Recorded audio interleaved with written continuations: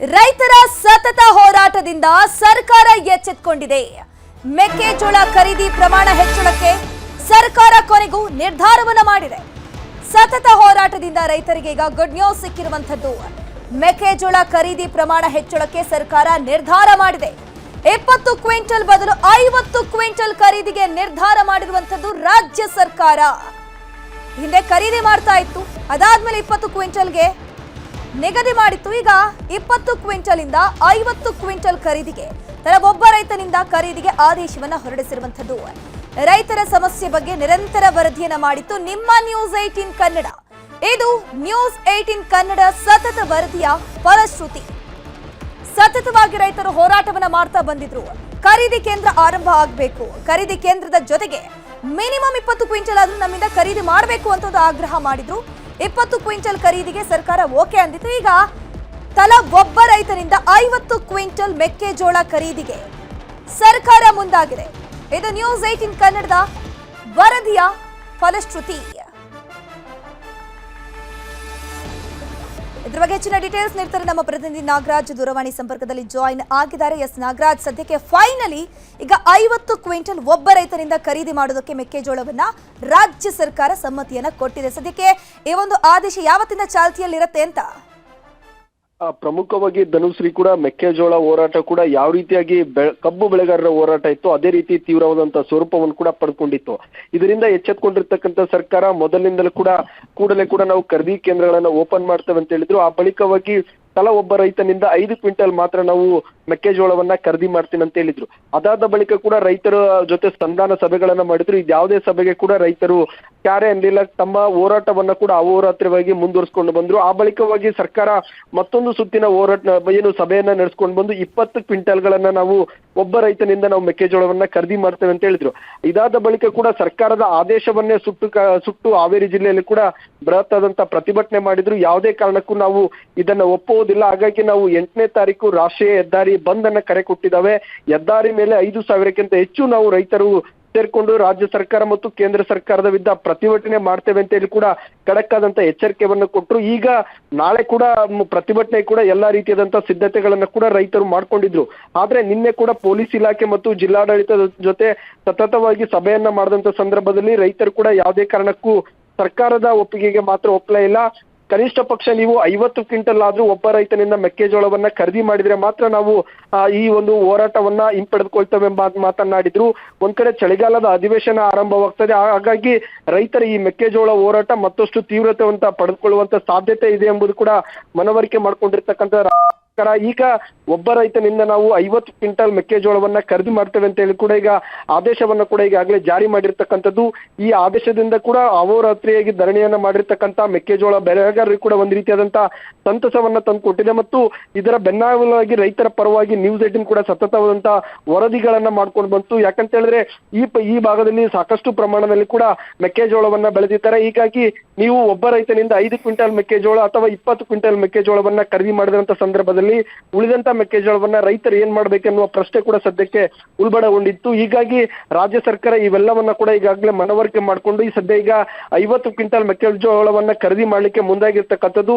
ಹೀಗಾಗಿ ಸಂಜೆ 4 ಗಂಟೆಗೆ ಕೂಡ ಹಾವೇರಿಯಲ್ಲಿ ಕೂಡ ಮೈಲಾರ ಮಹದೇವಪ್ಪ ಸರ್ಕಲ್ ಅಲ್ಲಿ ಕೂಡ ವಿಜಯೋತ್ಸವನ್ನ ಆಚರಣೆ ಮಾಡ್ಲಿಕ್ಕೆ ಈಗಾಗಲೇ ರೈತರು ಮುಂದಾಗಿರ್ತಕ್ಕಂಥದ್ದು. ಒಟ್ಟಾರೆಯಾಗಿ ರೈತರ ಹೋರಾಟಕ್ಕೆ ಮತ್ತೊಂದು ಜಯ ಸಿಕ್ಕಿರ್ತಕ್ಕಂಥದ್ದು. ಮತ್ತು ಚಳಿಗಾಲದ ಅಧಿವೇಶನದ ಆರಂಭದಲ್ಲಿ ಕೂಡ ವಿಪಕ್ಷಗಳ ಟೀಕೆಗೆ ಇದು ಕೂಡ ಗುರಿಯಾಗ್ತಾ ಇತ್ತು. ಯಾಕಂತ ಹೇಳಿದ್ರೆ ಕಬ್ಬು ಬೆಳೆಗಾರರ ಹೋರಾಟವನ್ನ ಸರ್ಕಾರ ಹತ್ತಿತ್ತು. ಆ ಬಳಿಕವಾಗಿ ಮೆಕ್ಕೆಜೋಳ ಹೋರಾಟ ಕೂಡ ಇದು ದೊಡ್ಡ ಮಟ್ಟದಲ್ಲಿ ರಾಜ್ಯಾದ್ಯಂತ ವ್ಯಾಪಿಸಿತ್ತು. ಮತ್ತು ಬಿಜೆಪಿ ನಾಯಕರು ಕೂಡ ಸಾಕಷ್ಟು ಜಿಲ್ಲೆಗಳಿಗೆ ತೆರಳಿ ಅಲ್ಲಿ ರೈತರ ಜೊತೆ ಹೋರಾಟದ ಜೊತೆಯಲ್ಲಿ ಕೂಡ ಭಾಗಿಯಾಗಿ ರಾಜ್ಯ ಸರ್ಕಾರದ ವಿರುದ್ಧ ಹರಿಯಾಯುವಂತ ಕೆಲಸವನ್ನ ಮಾಡಿದ್ರು. ಇದು ಸರ್ಕಾರದ ಮೇಲೆ ಮತ್ತೊಂದು ಗೂಬೆ ಕೂರಿಸುವಂತ ಕೆಲಸ ಆಗ್ತದೆ ಅಂತ ಹೇಳಿ ಕೂಡ ಎಚ್ಚೆತ್ತುಕೊಂಡಿರ್ತಕ್ಕಂಥ ರಾಜ್ಯ ಸರ್ಕಾರ ಚಳಿಗಾಲದ ಅಧಿವೇಶನ ಆರಂಭಕ್ಕೂ ಮುನ್ನ ಈ ರೀತಿಯಾದಂತಹ ಒಂದು ಆದೇಶ ಮಾಡಿರ್ತಕ್ಕಂಥದ್ದು ಸದ್ಯ ರೈತರಿಗೆ ಸಿಕ್ಕಿರ್ತಕ್ಕಂಥ ಜಯ ಅಂತ ಹೇಳ್ಬೋದು. ಹೀಗಾಗಿ ರೈತರು ಕೂಡ ವಿಜಯೋತ್ಸವನ್ನ ಆಚರಣೆ ಮಾಡ್ಲಿಕ್ಕೆ ಎಲ್ಲಾ ರೀತಿಯಾದಂತಹ ಸಿದ್ಧತೆಗಳನ್ನ ಕೂಡ ಈಗಾಗಲೇ ಮಾಡ್ಕೊಂಡಿರ್ತಕ್ಕಂಥದ್ದು. ಒಟ್ಟಲ್ಲಿ ರಾಜ್ಯ ಸರ್ಕಾರ ವಿರೋಧ ಪಕ್ಷಗಳಿಗೆ ತಕ್ಕವಾದಂತ ಉತ್ತರವನ್ನ ಕೊಡ್ಲಿಕ್ಕೆ ಒಂದ್ ರೀತಿಯಾಗಿ ಕನಿಷ್ಠ ಪಕ್ಷ 50 ಕ್ವಿಂಟಲ್ ಮೆಕ್ಕೆಜೋಳ ಖರೀದಿಯನ್ನ ಮಾಡುವ ಮೂಲಕವಾಗಿ ಮತ್ತೊಂದು ರೈತರಿಗೆ ಒಂದು ಗಿಫ್ಟ್ ಅನ್ನ ಕೊಟ್ಟಿದ್ದಾರೆ ಅಂತ ಹೇಳ್ಬೋದು. ಧನುಶ್ರೀ, ಥ್ಯಾಂಕ್ ಯು ನಾಗರಾಜ್ ತಮ್ಮೆಲ್ಲ ಮಾಹಿತಿಗಾಗಿ. ಭಾರತೀಯ ಕ್ರಿಕೆಟರ್ ಸ್ಟಾರ್ ಕ್ರಿಕೆಟರ್ ಅಂತಾನೆ ಹೆಸರುವಾಸಿಯಾಗಿರುವಂತಹ ಸ್ಮೃತಿ ಮಂದಾನ ಇತ್ತೀಚೆಗೆ ಭಾರಿ ಸುದ್ದಿಯಲ್ಲಿದ್ದಾರೆ. ಕಾರಣ ಅವರ ಮದುವೆ ವಿಚಾರ. ಮದುವೆಯನ್ನ ದಿಢೀರಂತ ಸ್ಥಗಿತ ಮಾಡಲಾಗಿತ್ತು. ಯಾಕಾಗಿ ಅನ್ನುವಂತಹ ಪ್ರಶ್ನೆ ಇತ್ತು. ಸದ್ಯಕ್ಕೆ ಸ್ಮೃತಿ ಮಂದನ ಮದುವೆ ಅಧಿಕೃತವಾಗಿ ಕ್ಯಾನ್ಸಲ್ ಆಗಿದೆ.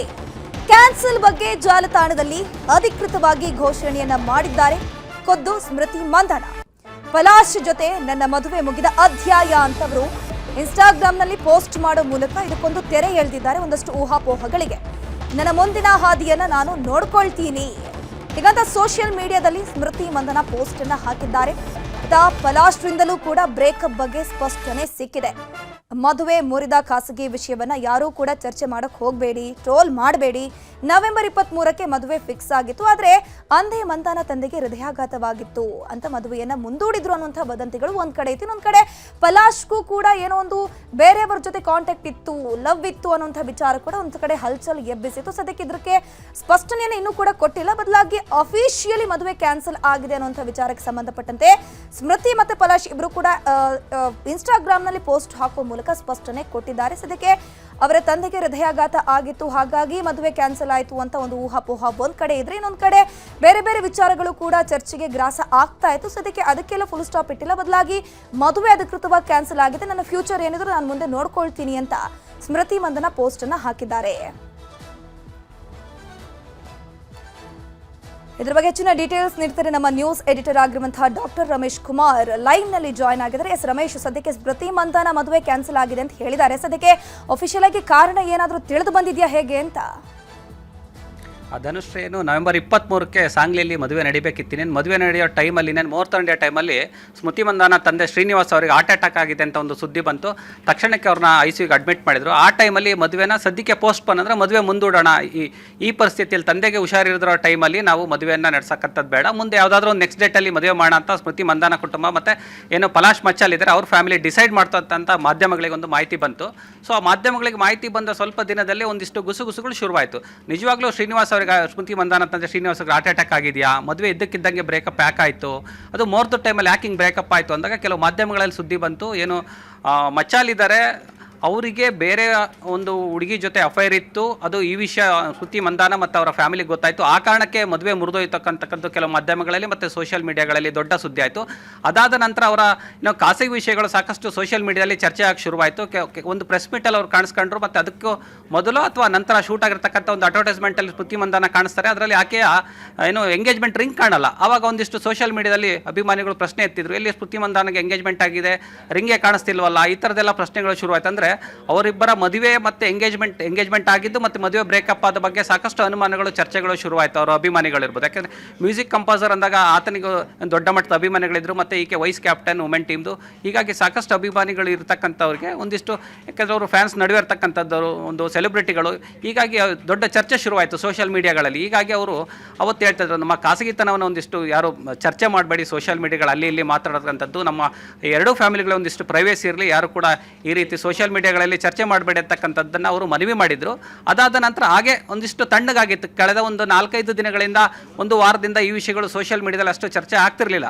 ಆದರೆ ಇವತ್ತು ಅಫಿಷಿಯಲ್ ಆಗಿ ಸ್ಮೃತಿ ಮಂದನ ಮತ್ತು ಪಲಾಶ್ ಮಚ್ಚಲ್ ಇಬ್ಬರು ಕೂಡ ಏನು ಸ್ಟೇಟ್ಮೆಂಟ್ ರಿಲೀಸ್ ಮಾಡಿದರೆ ಮತ್ತು ಇನ್ಸ್ಟಾಗ್ರಾಮಲ್ಲಿ ಪೋಸ್ಟ್ ಮಾಡಿದ್ದಾರೆ. ಮತ್ತು ಅವರು ಪೋಸ್ಟ್ ಮಾಡತಕ್ಕಂಥದ್ದೇನು ಪ್ರಮುಖವಾಗಿ ಅಂದರೆ, ನಮ್ಮಿಬ್ಬರ ಮದುವೆ ವಿಷಯ ಇಲ್ಲಿಗೆ ಬ್ರೇಕಪ್ ಆಗಿದೆ, ಅಫಿಷಿಯಲ್ ಆಗಿ ನಾವು ಎರಡು ಫ್ಯಾಮಿಲಿಗಳು ಡಿಸೈಡ್ ಮಾಡಿದ್ದೀವಿ, ರೀಸನ್ ಏನು ಅಂತ ಎಲ್ಲ ಏನು ಚರ್ಚೆ ಮಾಡೋಕ್ಕೆ ಹೋಗಬೇಡಿ, ಇನ್ನಿಂದ ನಮ್ಮ ಏನು ಪ್ರೈವೇಸಿಗೆ ಒಂದಿಷ್ಟು ಆದ್ಯತೆ ಕೊಡಿ, ಯಾರು ಚರ್ಚೆ ಮಾಡಬೇಡಿ ಅಂತ ಹೇಳಿದರೆ. ಹಾಗೆ ಸ್ಮೃತಿ ಮಂದನ ಪೋಸ್ಟ್ ಮಾಡಿದ್ರಲ್ಲಿದ್ದಾರೆ, ನನಗೀಗ ಮುಂದೆ ನನ್ನ ಕರಿಯರ್ ಇಂಪಾರ್ಟೆಂಟು, ನಾನು ಕಪ್ ಗೆಲ್ಲಬೇಕು, ನನ್ನ ಟೀಮ್ ನೋಡ್ಕೋಬೇಕು, ಈ ರೀತಿಯಾಗಿ ಒಂದಿಷ್ಟು ಪೋಸ್ಟ್ ಮಾಡಿದ್ದಾರೆ. ಅಂದರೆ ನಾನು ಮುಂದೆ ದೇಶಕ್ಕಾಗಿ ಆಡಬೇಕು, ನಾನು ತುಂಬ ಸಾಧನೆ ಮಾಡೋದಿದೆ, ಮದುವೆ ವಿಷಯ ಸದ್ಯಕ್ಕೆ ಬೇಡ, ಮತ್ತು ಬ್ರೇಕಪ್ ಆಗಿರೋದಂತೂ ಕನ್ಫರ್ಮ್ ಅಂತ ಹೇಳಿದ್ದಾರೆ. ಸೊ ಅದೇ ರೀತಿಯ ಪೋಸ್ಟನ್ನು ಕೂಡ ಮಚ್ಚಾಲ್ ಕೂಡ ಅವರು ಕೂಡ ಒಂದಿಷ್ಟು ಪೋಸ್ಟ್ ಮಾಡಿ ಕನ್ಫರ್ಮ್ ಮಾಡಿದ್ದಾರೆ. ಅಂದರೆ ಮದುವೆ ಬ್ರೇಕಪ್ ಆಗಿರೋದು ಹೌದು ಅಂತ ಒಪ್ಕೊಂಡಿದ್ದಾರೆ. ಅಂದರೆ ಏನು ಗುಸುಗುಸು ಎಲ್ಲ ಇತ್ತು ಆ ಇಬ್ಬರು ಕಡೆಯಿಂದ, ಎರಡು ಫ್ಯಾಮಿಲಿ ಕಡೆಯಿಂದ, ಅಂದರೆ ಪರ್ಸ್ನಲ್ ಆಗಿ ಸ್ಮೃತಿ ಮಂದನ ಮತ್ತು ಮಚ್ಚಾಲ್ ಇಬ್ಬರು ಕೂಡ ಸ್ಪಷ್ಟನೆ ನೀಡಿದ್ದಾರೆ, ಒಂದಿಷ್ಟು ಪೋಸ್ಟ್ ಮಾಡಿದ್ದಾರೆ. ಆ ಪೋಸ್ಟ್ಗಳನ್ನ ಈಗ ಅವರ ಫ್ಯಾನ್ಸ್ಗಳು ಮತ್ತು ಒಂದಿಷ್ಟು ಸೋಷಿಯಲ್ ಮೀಡಿಯಾ ಎಲ್ಲ ಕಡೆ ವೈರಲ್ ಆಗ್ತಾ ಇದೆ. ಅಂದ್ರೆ ಅಧಿಕೃತವಾಗಿ ಮದುವೆ ಬ್ರೇಕಪ್ ಆಗಿರೋದು ಕನ್ಫರ್ಮ್ ಆಗಿದೆ Dhanushree. Thank you doctor Ramesh Kumar ತಮ್ಮೆಲ್ಲ